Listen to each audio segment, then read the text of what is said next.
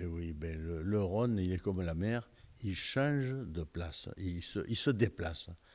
Voilà, c'est-à-dire qu'il gagne justement de notre côté, ici, chez nous. Nous avons vu rentrer le Rhône chez nous, dans le sauvage. Nous avons vu avancer le Rhône de 80 mètres. Il forme une boucle quand il arrive ici sur le sauvage. Il se retourne carrément au nord. Et puis, de nouveau, il retourne et il redescend jusqu'à la mer, à la mouchure. Et le Rhône, c'est un fleuve qui est très puissant, qu'on croit toujours maîtriser, que l'homme a toujours eu la prétention dans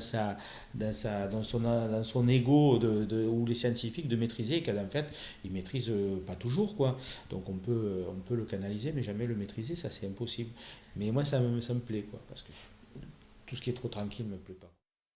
Si on me dit le Rhône, c'est quoi la première image du Rhône que vous avez? Pour moi, c'est février 56. Février 1956, imaginez devant vous le Rhône entièrement en glace. Et moi, j'ai à cet endroit-là eu l'occasion, j'ai marché sur la glace, sur un petit peu au bord du Rhône. Vous dire que quand je vois le Rhône, je ne pense pas à mon travail, ce serait faux. On aime bien ce milieu pour se détendre.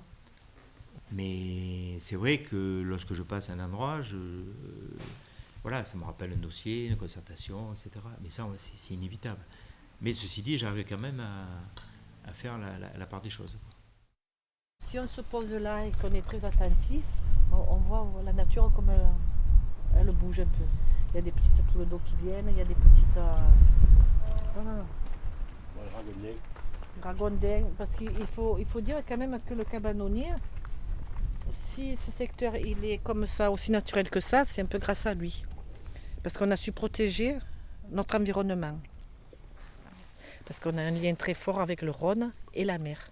Comme je dis, la mer est notre mère et notre père est le Rhône. On ne peut pas écrire notre histoire ni sans l'un ni sans l'autre.